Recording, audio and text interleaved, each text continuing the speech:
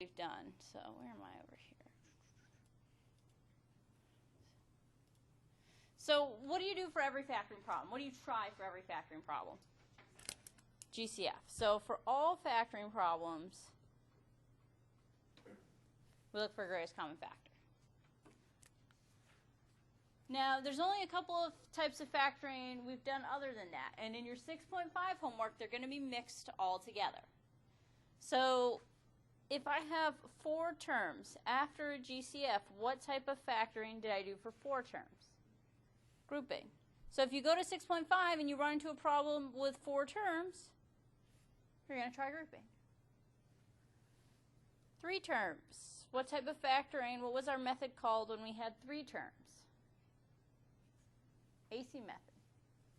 That's what we did last class.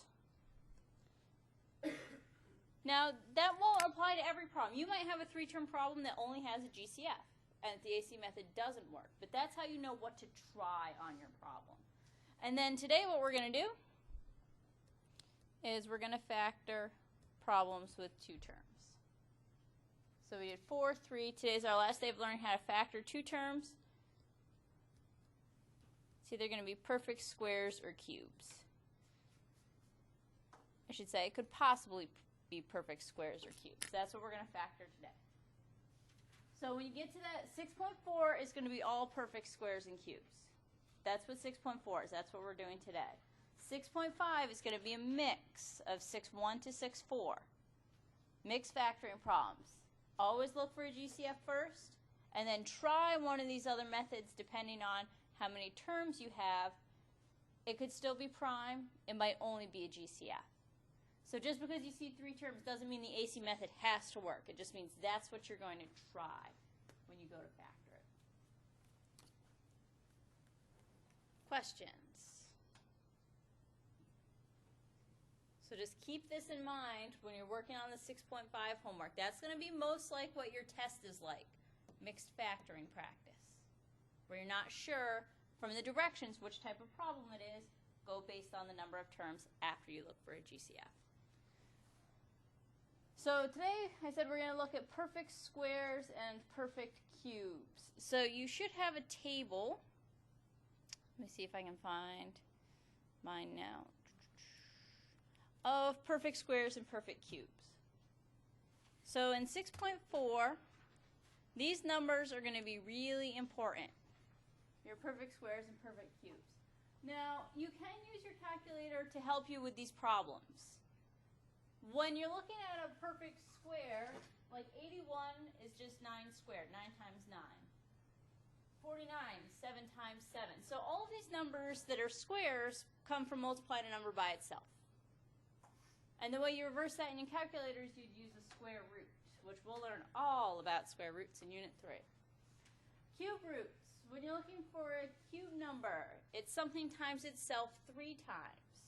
So, for example, 27 comes from 3 times 3 times 3. So what we're going to be using in our problem is the 3. We're going to be using the root, where that number came from. So when you see these numbers in your problems that have 2 terms, it could be your perfect squares or your perfect cubes. So we're going to start with the squares. So to factor perfect squares, I actually think this is one of the easiest methods of factoring. It's much easier. Last time was by far our longest factoring process. First thing you do on every problem, greatest common factor. I'm going to look for that greatest common factor. Second, when you're working with perfect squares, you must have a subtraction problem.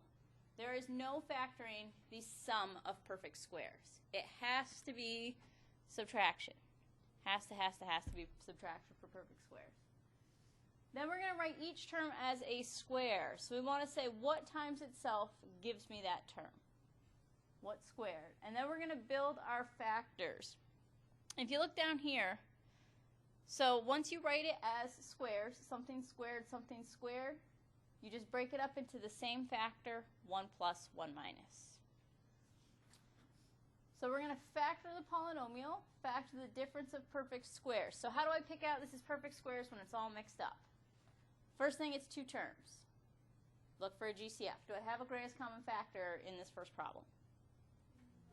No, it's two terms. So my only other option that other than a GCF, perfect squares or perfect cubes. Well, it's got x squared. So look to see if your number can be written as a number squared. So usually we point to the variable after a GCF. So I know x squared comes from, we're going to write these as squares, x squared. That one's pretty straightforward. How about 49? What number times itself gives me 49? 7. So this is going to be minus 7 squared. Now that's not factored yet because it's still a subtraction problem. Factors are multiplied, so it's going to be binomial factors, just like the AC method gives us binomial factors. And all you do is you look at what your squares were. So I had x squared, 7 squared. So I squared x and then I squared 7. So in my factors, I just take x and 7, x and 7. And then one of them's addition, one of them's subtraction. It doesn't matter which one. So what we're really doing, it makes more sense after Unit 3 actually. We're just taking the square root of x squared and the square root of 49. And that goes right into our factors, one's plus, one's minus. And the reason we have to have one plus and one minus is when you go to your check, FOIL this out. So when you FOIL it, we're going to have x squared minus 7x plus 7x minus 49. And since we had one factor plus, one factor minus, middle two cancel.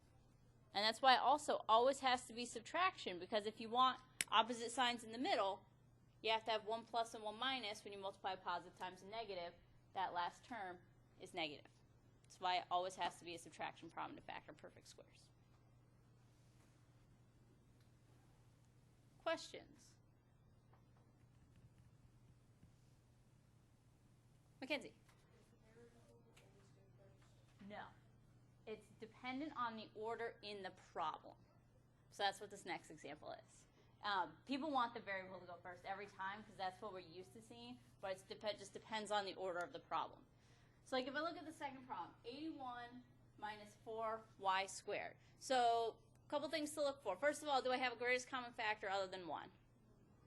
No. Second thing I noticed about this problem when it's all mixed up, it's two terms. So we're either then looking for perfect squares, perfect cubes, or it's prime. So when I see those numbers, I know those are both perfect squares. They're something times itself.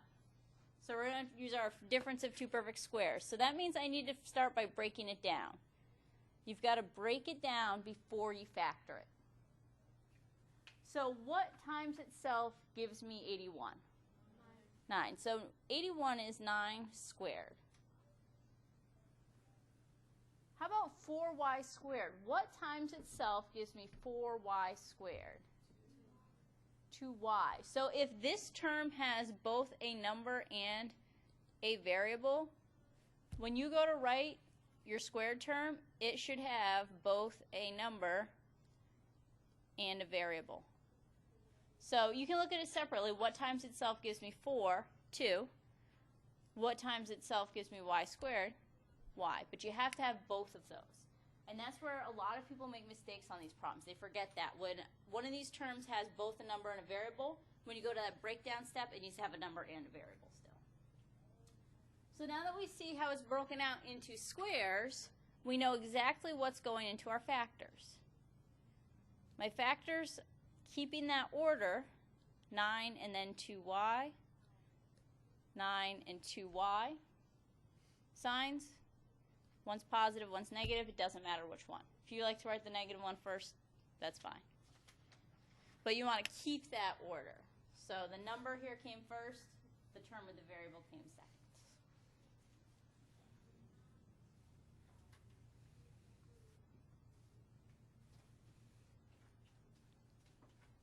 Questions so far?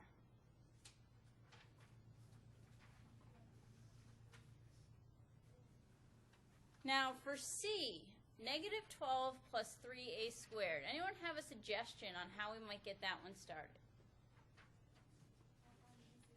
Find GCF. Okay, Alicia, what do you want to use for a GCF? 3? Okay, so let's say we use 3 as a GCF.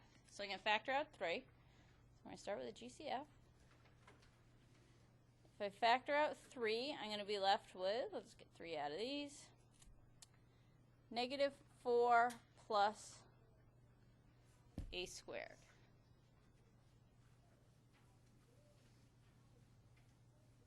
What can I do from there?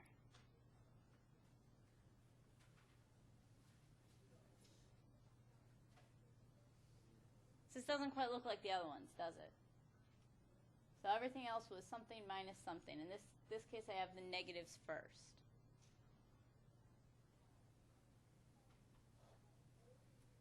Any ideas?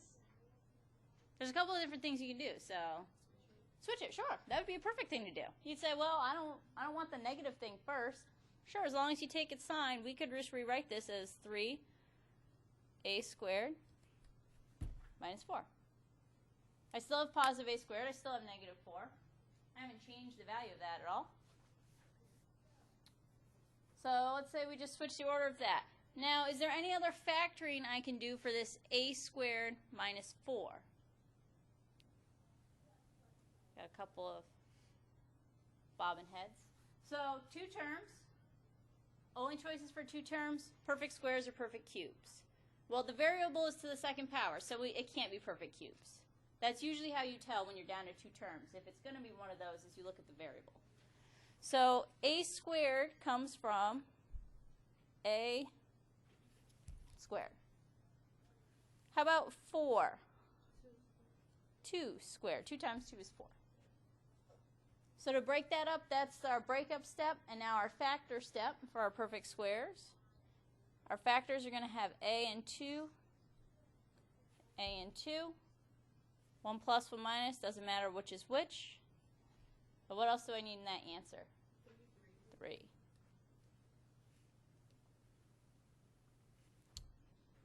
Now there's another way you could have done this problem. Because that was a little funny, like take out a greatest common factor, switch it. It worked. That works just fine. Does anyone have a different way we could have started this problem? Not necessarily different, but something else we could have done right from the get-go. Someone said it. Brittany, yes. Why would you factor out a negative 3 in that problem? What's that? To switch the signs in the beginning, and we talked about in unit, that's absolutely right. If I would have factored negative 3, this works though. But remember, when the polynomial starts with a negative number, we usually use a negative greatest common factor. You don't have to. But let's say I started this with a GCF of negative 3. So I divided them both by negative 3. That would give me 4 minus a squared. And then this is in the order we want, the positive first and then the negative second. So our answer is going to look a little bit different because now we need the 2 to come first and the a to come second. But mathematically, these 2 answers are the same. But I just want you to be aware, if you work this problem out and in the back of your book you don't see this, you see it starts with a negative 3 but the order is different, it's because they used a negative GCF. This one is not wrong. This one's not wrong, but if you see this in the back of your book, that's what they did. Because it started with a negative, they started by taking out a negative GCF. And then we didn't have to worry about switching the order around. But either one, perfectly acceptable. Questions?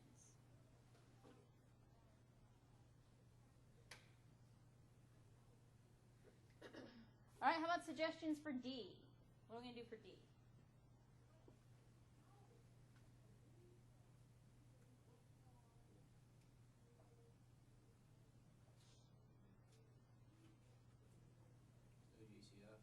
No GCF. All right, so we've checked GCF off the list. 2 terms. What might we do for factoring with those 2 terms? X plus 4, x minus 4. So we're thinking we're going for x plus 4, x minus 4. Because 4 times 4 is 16. So let's check it.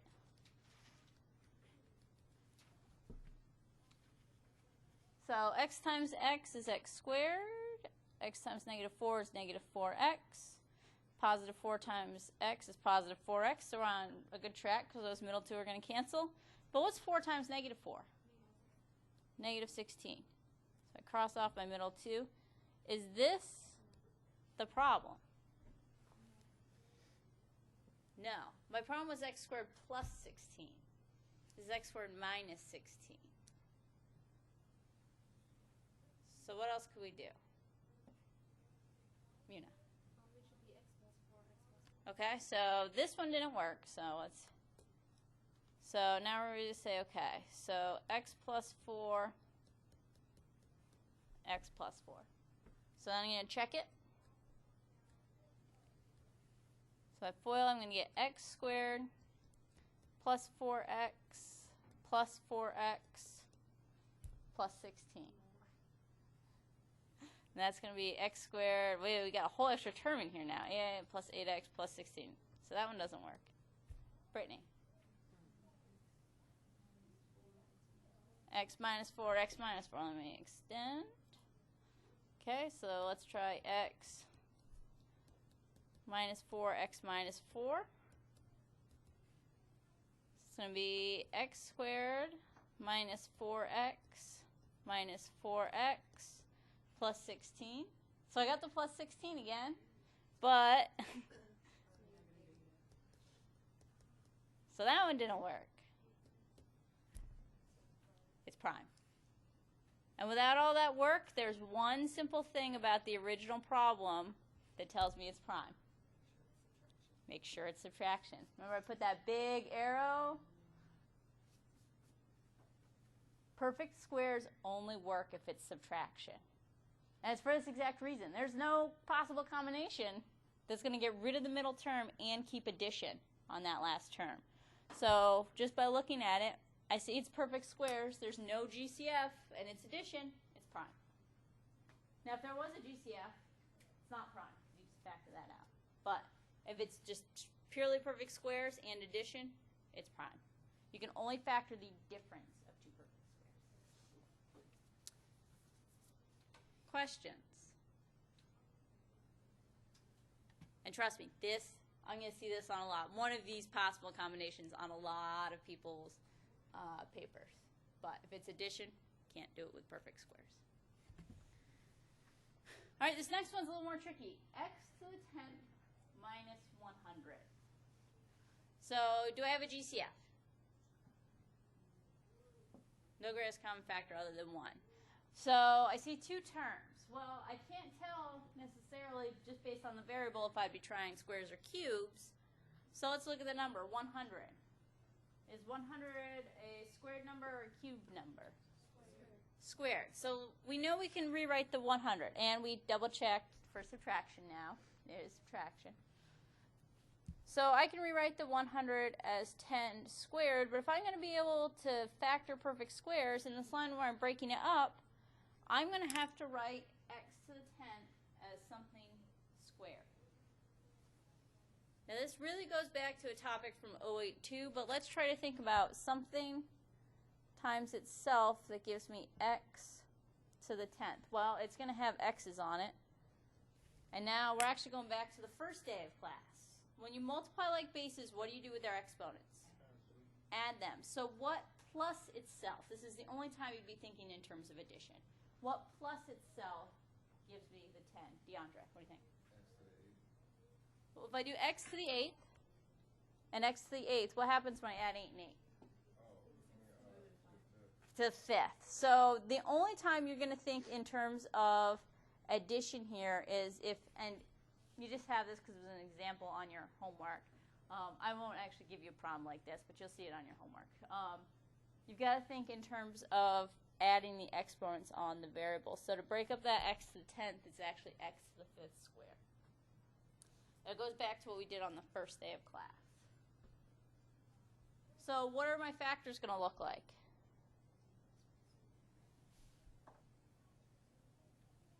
X to the 5th plus 10, and my second factor?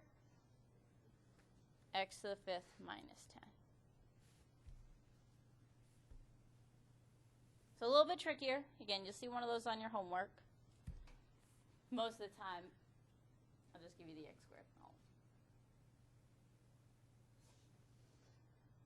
All right, F. Where are we starting F?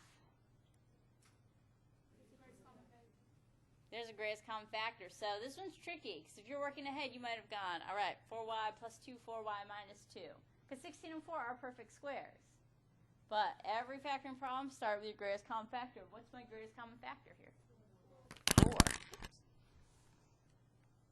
So I'm going to factor out a 4. And that's going to leave me y squared minus 1. Y squared minus 1, I want to see if I can factor it by a different method now. Is that the difference of two perfect squares?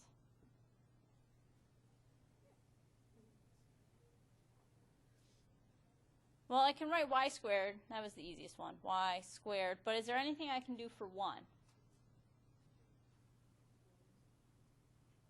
What's that, Tiffany? 1. So 1 is tricky.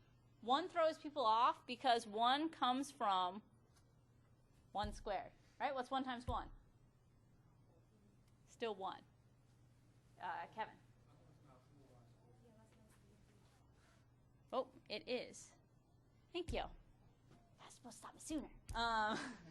So it's not going to be y squared. What's going in that first breakdown then?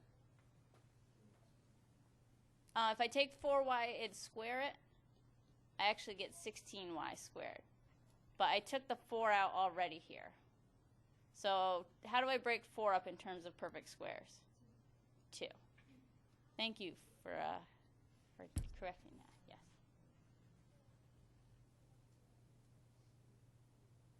So when you have both a number and a variable in one of your square terms, make sure when you break it down you have both a number and a variable. So then my factors are going to be 2y plus 1, 2y minus 1. Now what else do I need in that answer? The 4. Don't forget to bring those GCFs down. Let's see how many have I caught you on that on your drill today.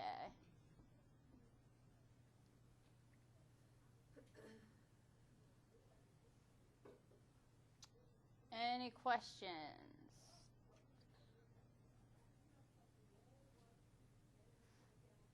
Now the reason we keep going with these is this is the type of problem that gives people the most trouble with perfect squares. Again, perfect squares are one of the easier types of factoring. Your factors match 1 plus 1 minus. But what throws people off is when there's a number in front of your variable and no GCF to kind of get it out of there. So when you have both a number and a variable in a single term, make sure when you break it up, you break up both the number and the variable. So what am I going to do for 9x squared? 3 will take care of the number. I've got to worry about the variable as well. X. So 3x quantity squared. Now just to note, this is not the same as 3x squared. You need the parentheses there, or the squared doesn't apply to the number. And then what am I going to do for 25 in my breakdown step? So 5 squared for the 25.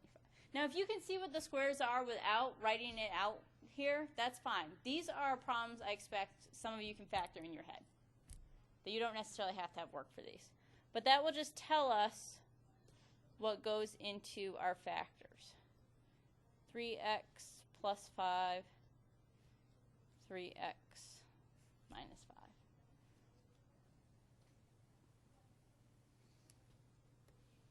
The other biggest mistake that I see on these problems is people just take what's in the problem and write 9x plus 25, 9x minus 25. But if you check that, your numbers are going to be really fast. So you've got to make sure for squares and cubes that you start by breaking it down and then factoring. And then h, 4x squared minus 1, probably is too much like the example above it. But how could I rewrite the 4x squared? 2 will take care of the 4. What else do I need in that first term? X. Number and variable if it's got both in one term. And 1, 1. So we broke it down. And then we do 2x plus 1, 2x minus 1.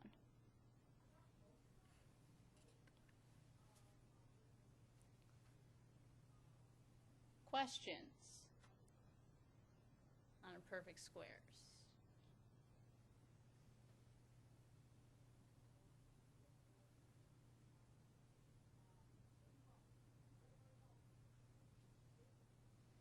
So we've got only one more type of factoring, and we've learned every type of factoring we're going to learn in this class, but don't let that fool you. On Monday, we're going to apply it. So we're going to use the factoring to solve equations, and all of Unit 2 is based on factoring. So learn how to factor. Can't stress that enough. You will not be successful in this class if you cannot factor. So we're going to factor now as perfect cubes. And this is all based on a formula. There's really not a lot of work here. You have to memorize your formula. You just have to remember how to break your problems down. So the first step, which I can't stress enough, is you have to break it down. Rewrite these as something cubed, just like with the squares. But then it's all based on these two formulas right here, which you must memorize. I will give them to you on your drill on Monday. I will give them to you on your drill on Monday, but that is the last time I will give you these formulas. Now, they look really, really complicated. But the thing is, if you look at them broken down just without the signs, term for term, they are exactly the same. They start with A, then they have B, A squared, AB, B squared. That's the same in both of them. So when you're setting these up, you're always starting with a binomial, AB, two A's, one of each, two B's.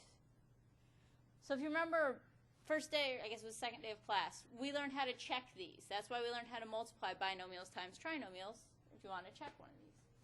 Now, that's the shell for either type of problem. Then there's an acronym to help you remember how to put your signs in. So I'm going to fill this out for, let's say our original problem was addition. Because perfect cubes, we can factor addition or subtraction. Perfect squares have to be subtraction. So the little saying to put those signs in is SOAP. So our acronym to remember what our signs are is SOAP. And what SOAP stands for is it's the same sign as the original problem. Then it's the opposite sign as the original problem. And the last one is always positive. So if you can remember that shell and you remember SOAP, the first sign is the same as my original problem. So if this was addition, this is addition. The next sign is the opposite of that, subtraction. And the last one is always positive. Same, opposite, always positive. So you've got to remember that really the part you have to memorize is just the shell. And then to put your signs in, same, opposite, always positive. Now what we need to do to factor these problems is just find those 5 pieces. I like to just find them kind of off to the side and then copy, copy, copy, copy. Copy. So what you need to remember, again, in these problems, the thing where people get them wrong is the first thing you have to do is you have to break it up. You can't just use what's in your problem. So the easy one, again, is going to be x, because we can break up x to be x to the 3rd power. You might need to use your table as you're starting to get familiar with these numbers. I'm only going to give you the familiar ones. 27 comes from some number multiplied by itself 3 times. It's not 9 times 3. That would be, if you use 9, it would be 9 times 9 times 9, which is going to be too many. It comes from 3 to the 3rd power. And if you have a really hard time with those, I'd be happy to show you how to use your calculator to go from 27 to 3 with a cube root. But for now, if you're working on this to get familiar, you can use that table on the front. So what we need in our formula is we need all these A's and B's. Do you have a question, Ayana? Yeah, is x to the 3rd power, that's A and then 27 is B? Not the 27. You got to break it up, and that's where you get A and B from. So after I break it up, that's what I know what A in the problem is. So A is going to be x. I start all my a's with, replace them with x, and then b is going to be 3. But you have to break it up before you find that a and b. Now, you could go right to your formula and kind of work everything out in your formula. I personally like to work it out on the side.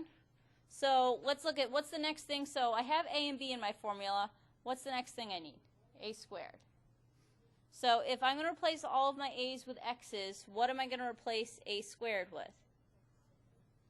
X squared. So I'm going to replace a with x. If I square that, I get x squared. In my formula, I'm going to need an a squared. I'm just going down the line and seeing what I'm going to need. The next thing I'm going to need in my formula is a times b. So if a is x and b is 3, what do I get when I multiply them together? 3x. And the last thing I need in my formula? B squared. So if b is 3, what am I going to replace b squared with? 3 squared, but what do I get when I square 3? 9. So find your a and b, and then you can work out the rest of your pieces. Now for our formula, this original problem is addition. So I'm going to start by writing my shell. A, b, a squared, a b, b squared.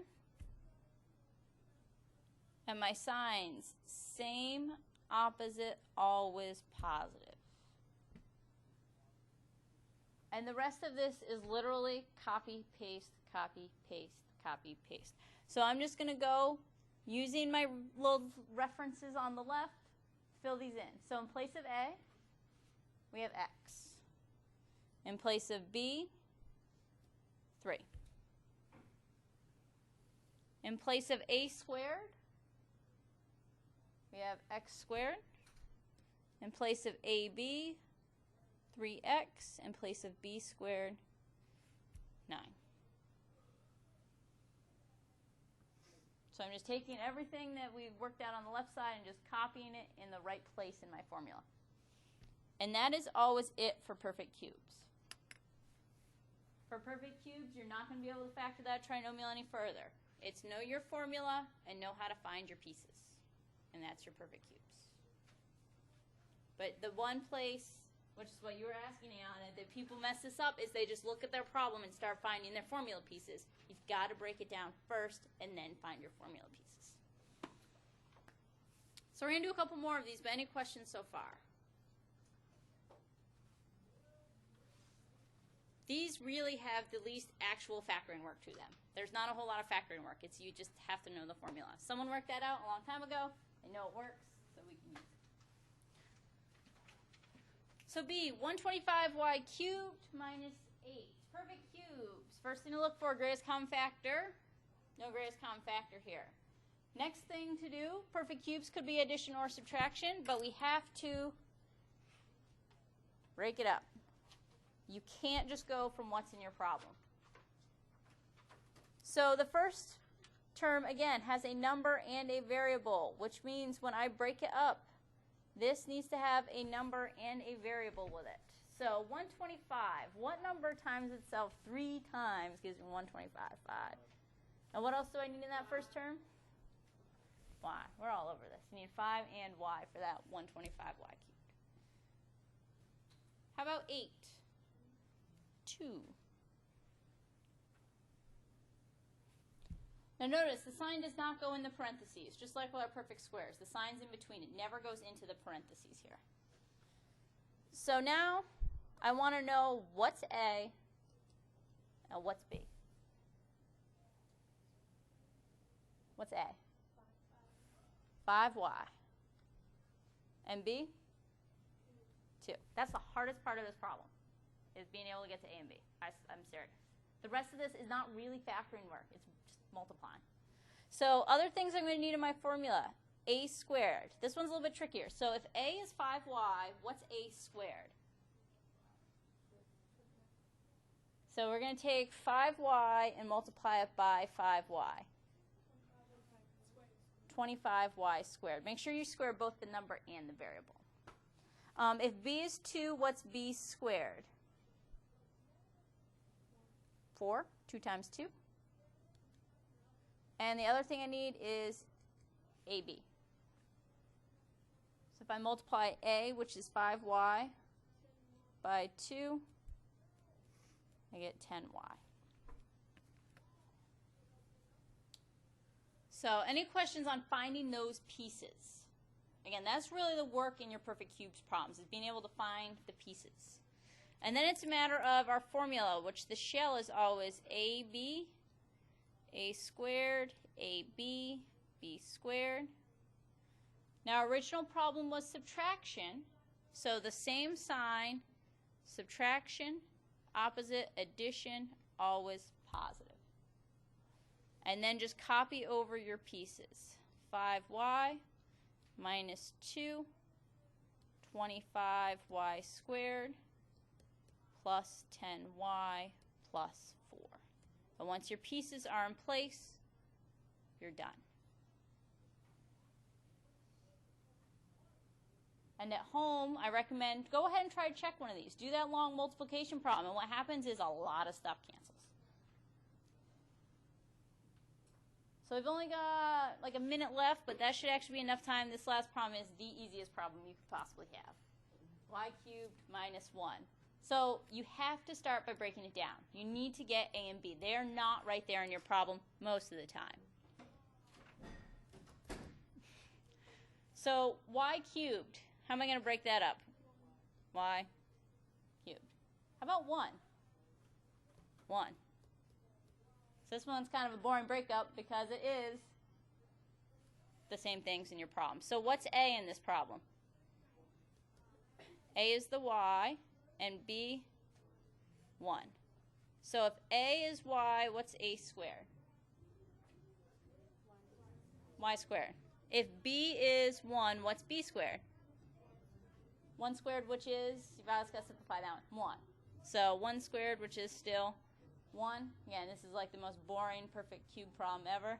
And how about AB? That's the last thing we need.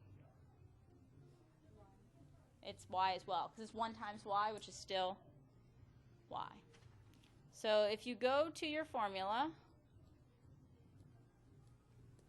I always get the noisiest classrooms next door. It always happens on test day too. Sounds like a fun class though. So signs, same, opposite, always positive, subtraction, addition, addition, and then just copy in your pieces. Again, this one's not very interesting, but it's just copying over that AB, A squared, AB, B squared. And you're done. Perfect cubes, that is where you end. So perfect squares, can you factor them if they're addition? No. Perfect cubes, can you factor them if they're addition? Yes. So keep that in mind when you go to do